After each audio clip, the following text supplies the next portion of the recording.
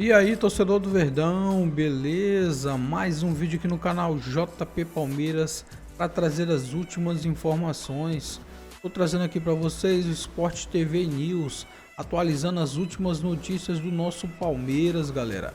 Palmeiras que se prepara para enfrentar o Chelsea nessa sexta-feira, às 22 horas.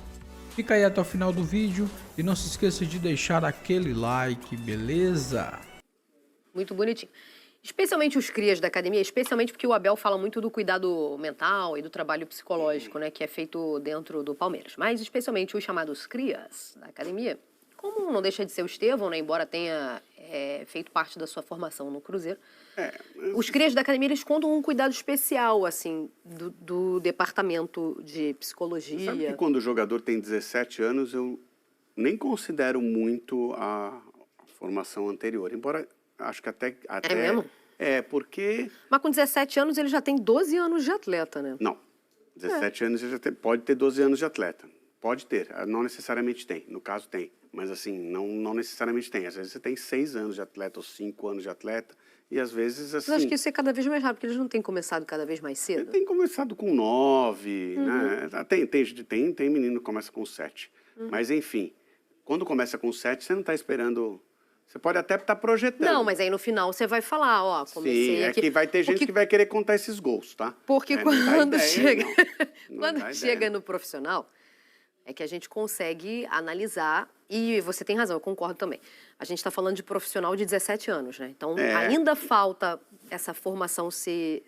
Ainda falta para essa formação ser completa. Eu concordo principalmente quando ele é lançado aos 17 anos, entendeu? Aí, não é que eu despreze esse... Eu entendi o que você está falando, assim, faltou uma parcela importante. Eu concordo. Para ele é uma oportunidade, tá? Esse jogo, porque é um cartão de visitas. Muita gente na Inglaterra sabe que o Chelsea contratou o Estevão, mas não tem a menor ideia de como o Estevão joga. Você acha? Muita gente é o quê? Torcedor profissionais? E jornalistas. É? Ah, sim, porque eles não olham nada daqui, nada. Eles vão olhar depois, contratou, deixa eu ver aí a ficha, deixa eu ver uns gols, mas muitos não viram uma partida completa. E vão ver agora uma partida completa do Estevão, mas muitos mesmo. Então, é um cartão de visitas e a gente, olha só, a gente tem visto jogadores brasileiros, e agora cada vez mais é essa idade que vai, mas essa idade, ela é muito arriscada de bate-volta, hein? Mas muito mesmo. Vitor Roque é um exemplo, né? Exatamente. Era o exemplo que o Lofre dava aqui em Lof. Em off. Aliás, você já citou algumas vezes.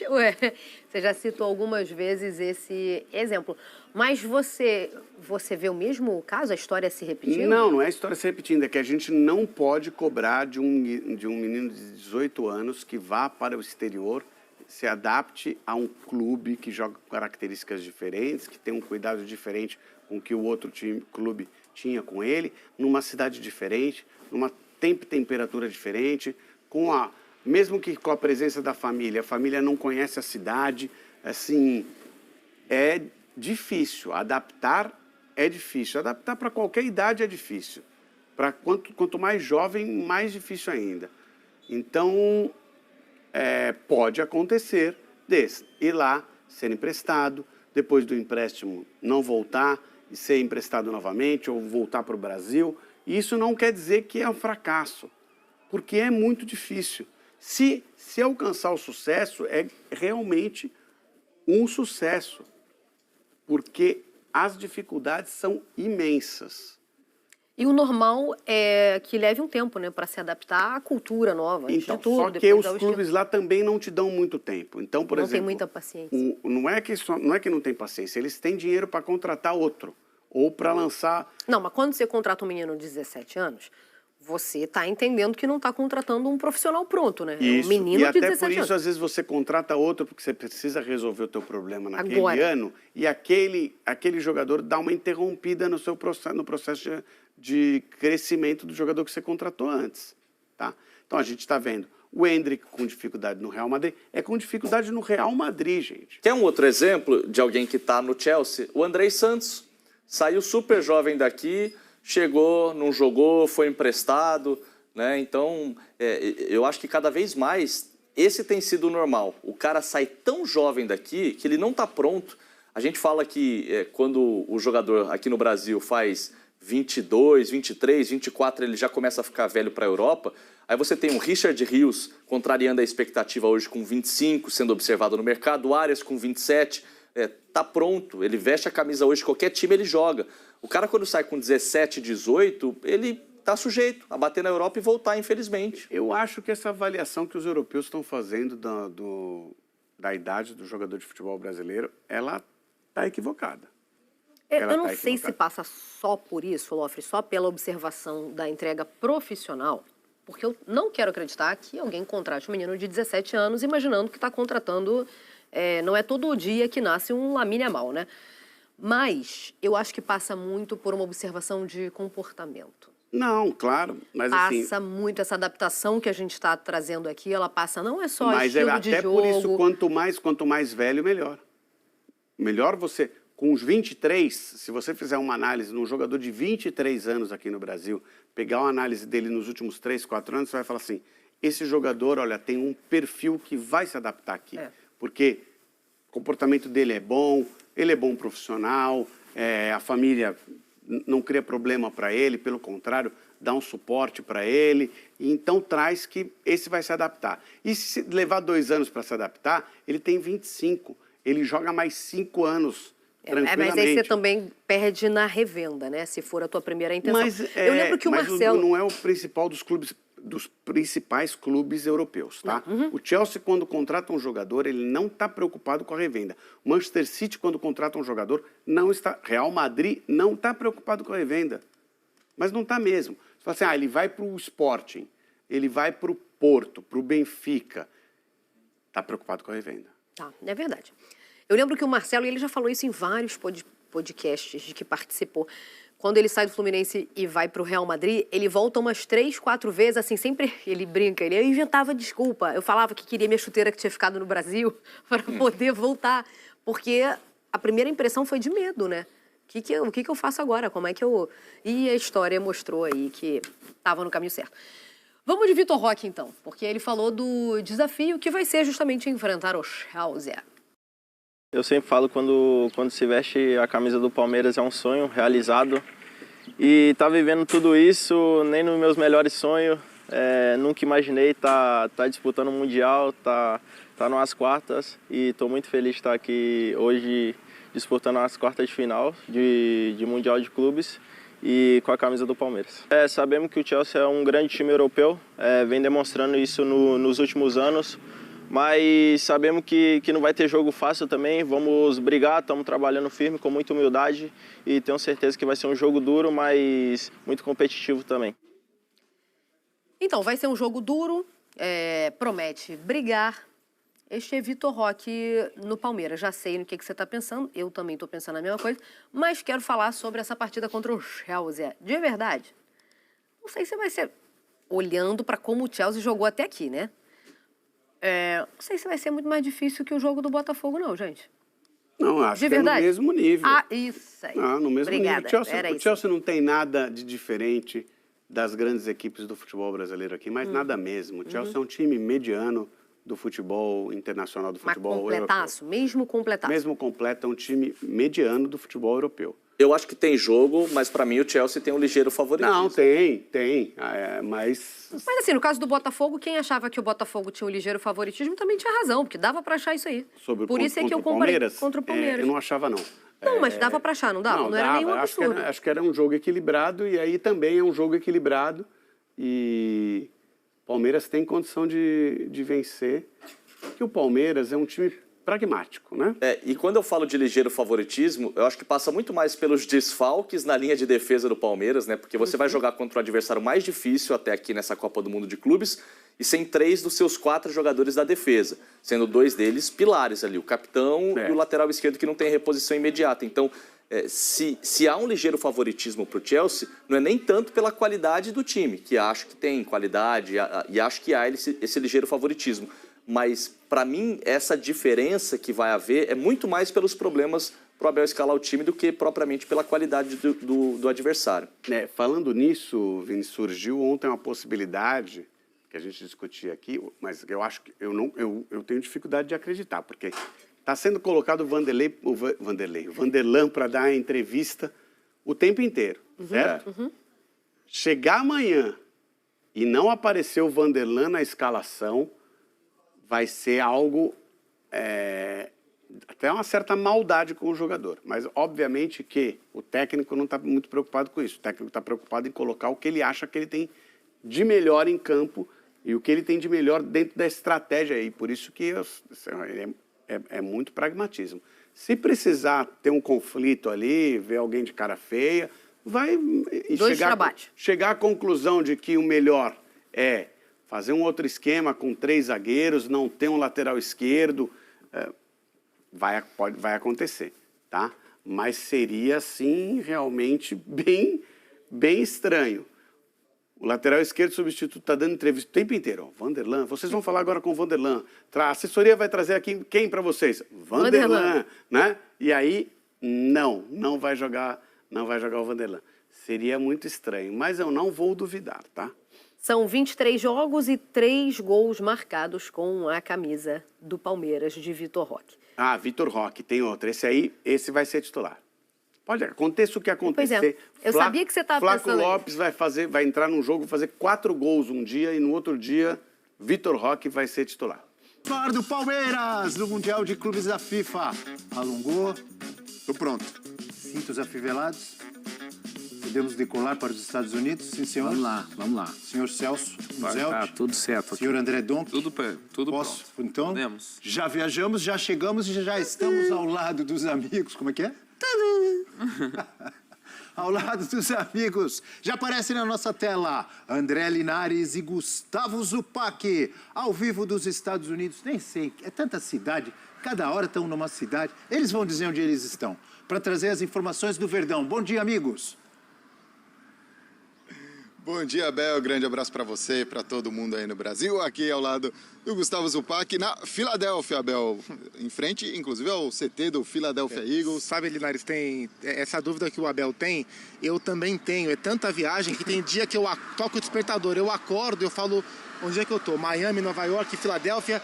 É em Filadélfia, aqui que estamos e aqui é a casa dos Eagles. E não duvido que para os jogadores também não é muito diferente, porque essa dinâmica... Claro o Palmeiras pôde já se manter por aqui depois de ter se classificado em cima do Botafogo, então fazendo sua preparação aqui na casa do atual campeão da NFL. Fez um treinamento ontem pela manhã, faria outro à tarde, acabou sendo cancelado. No treinamento ontem pela manhã, a gente pôde ver o Paulinho entrando em campo ali. No dia anterior ele tinha feito um controle de carga, tem sido um jogador fundamental, sem dúvida, apesar da limitação de tempo para ele. O Piquerez também foi para campo, depois de ter ficado gripado no dia anterior, mas é uma das baixas que o Abel Ferreira tem para essa partida, sem contar com o Piquerez e o Gustavo Gomes suspensos e também com o Murilo lesionado. E aí, a partir disso, talvez o Abel, digamos, não invente tanto, no sentido de não mudar formação e apenas substituir essas peças. Mas talvez lá na frente, quem saiba, tenha alguma surpresa nesse sentido, olhando para o Chelsea, né, Zupac? É isso, Linares, e há pouco, né, agora são pontualmente 9h08 aqui, o treino começa às 10, mas há uns 10 minutos, ou seja, 1 hora antes do treino, passou aqui do nosso ladinho o ônibus do Palmeiras, então a turma já está aqui no complexo do Eagles, já fazendo as ativações pré-treino. Nós fomos a segunda equipe de cobertura que chegou aqui. O Palmeiras chegou antes que todo mundo que ainda vai chegar, chegaram super cedo. Fica essa dúvida sobre o que o Abel pode fazer. Ele usou a expressão na coletiva pós-Botafogo de fazer o arroz com feijão. Mas a gente sabe que o Abel é um cara das decisões estratégicas. Ele é um cara que pensa o diferente para aquele jogo específico, especialmente se for um jogo com a carga de decisão que tem o jogo de amanhã. Então a gente fica sempre na dúvida, né? Especialmente, assim, que o Mikael vai jogar. O Mikael vai jogar no lugar do Gustavo Gomes, beleza. Agora, a dúvida em relação ao arroz com feijão ou ao prato mais autoral do chefe Abel é em relação ao Vanderlan. Que inclusive deu entrevista anteontem aqui. O Vanderlan é a reposição natural do Piquerez, mas o Vanderlan ataca melhor do que marca. E ele vai bater com o Pedro Neto, que é o ponta-direita do Chelsea, que tem sido o jogador mais perigoso da equipe inglesa. O Abel vai confiar num jogador que não é o mais regular, talvez para a proposta que o jogo peça, ou ele vai inventar? E aí o outro lado, o Abel vai criar alguma solução nova em detrimento do cara que é da própria posição, né? Então tem essas duas variáveis e ele pode fazer. Ele pode colocar o Naves como um lateral mais posicional, ele pode colocar o Mike como um lateral de pé torto, ele pode colocar o Mikael como um lateral de pé torto e colocar o Giai junto com o Fuchs e o Rocha de lateral, ele pode. Se eu tivesse que apostar, eu apostaria no feijão com arroz, apostaria no Vanderlan. E aí lá pra frente ele tem opções. Tem Alan, tem Maurício, tem Veiga, tem Estevão, tem Facundo para escolher entre três. Ele gosta de mexer com isso, isso gera dúvida no Enzo Maresca, na preparação do técnico do Chelsea para esse enfrentamento. Não acho que ele vai dar pistas, mas se eu tivesse que acreditar mais na linha defensiva, eu acreditaria no Vanderlan, por mais que o torcedor não tenha o mesmo nível de confiança nele. E também quem falou ontem por aqui foi o Vitor Roque, falando um pouco dessa chegada dele no início do ano ao Palmeiras, 17 jogos começando como titular, 3 gols anotados. Falou um pouco então dessa chegada e também, claro, da expectativa para esse duelo de quartas de final. Vamos ouvi-lo. Eu sempre falo quando se veste a camisa do Palmeiras é um sonho realizado. E tá vivendo tudo isso, nem nos meus melhores sonhos. Nunca imaginei tá disputando o Mundial, tá nas quartas. Sabemos que o Chelsea é um grande time europeu, vem demonstrando isso nos últimos anos, mas sabemos que não vai ter jogo fácil também. Vamos brigar, estamos trabalhando firme, com muita humildade e tenho certeza que vai ser um jogo duro, mas muito competitivo também.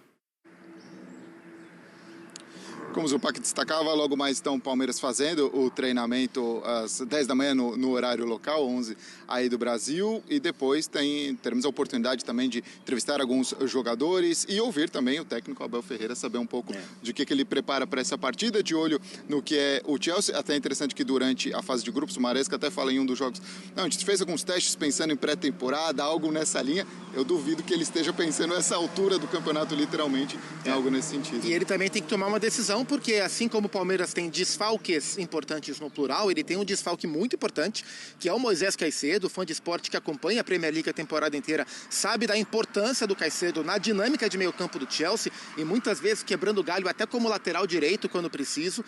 Há uma possibilidade dessa vaga sobrar para o Andrei Santos, né, jogador brasileiro, convocado pelo Ancelotti, revelado pelo Vasco, esteve no Strasbourg recentemente emprestado pelo próprio Chelsea, também pelo Nottingham Forest. Outra opção é dar um passo atrás no Enzo Fernandes, junto com o Romeu Lavia, e aí você abre uma vaga no ataque, né, deixa a Cole Palmer de um lado, centralizado, o Pedro Neto de um lado, pode ter um Nkunku aberto pelo outro lado. A volta do Nicolas Jackson como centroavante é uma boa notícia para o Chelsea. Ele foi expulso contra o Flamengo, cumpriu 2 jogos, contra o Esperance, contra o Benfica, ele volta.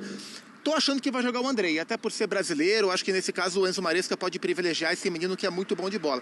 E sobre o Abel, sobre a entrevista de hoje, certamente ele vai passar uma mensagem sobre o falecimento do Diogo Jota, certamente, não só porque é um atacante, é uma tragédia, é um atacante português, o que gera, claro, uma comoção também no Abel.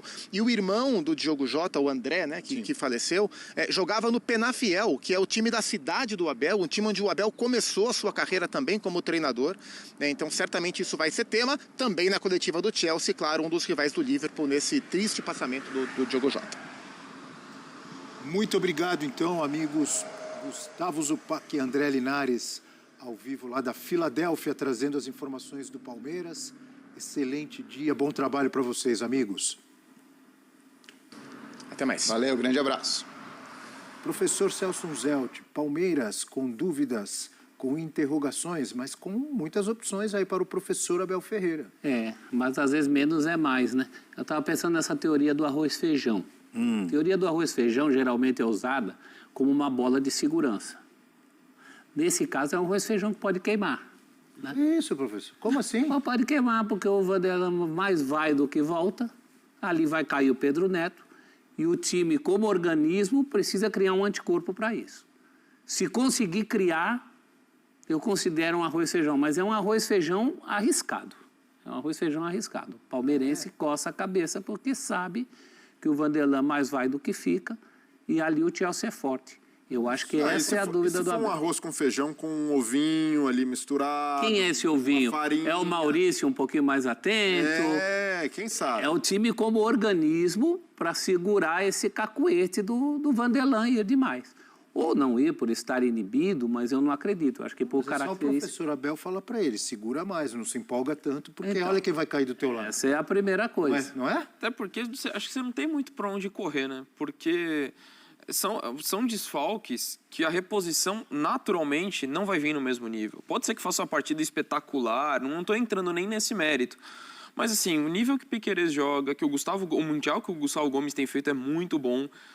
Murilo, então assim, ausências que naturalmente a reposição, você pode ir para um lado e para o outro, acho que a reposição tende a não manter o alto nível dos titulares do Palmeiras. Acho que isso é um caminho onde você não tem muito para onde correr. Então, um Mike por ali não te agrada?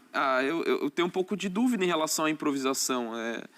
Assim, acho que pode ser um caminho, eu não acho que é nenhuma escolha errada nesse sentido, mas eu acho que você tende a perder de qualquer forma, porque o nível do Piquerez e do Gustavo Gomes, ultimamente, acho que o Chelsea tem um desfalque de fato. Para mim, além do Pedro Neto, que faz... Acho que é o principal nome do Chelsea no Mundial. O Caicedo, hoje, é que o Cole Palmer está num momento... Não está num bom momento. Para mim, individualmente falando, é uma das decepções do Mundial até aqui. Na reta final da temporada europeia já tinha caído. Os números deles foram muito bons, mas muito pelo primeiro semestre da temporada, né, que é o segundo semestre do ano de 2024. Mas o Caicedo talvez seja o jogador, ou é um dos jogadores mais difíceis do Chelsea substituir, pelo equilíbrio que ele dá no meio campo, como o Zupac falou. Ele está sempre entre os principais jogadores de desarme, recuperação de bola. Quando o time se expõe, ele é um cara muito fundamental para a retomada quando o time está exposto, com linhas bem espaçadas. Acho que isso pode ser um trunfo para o Palmeiras, explorar esse espaço.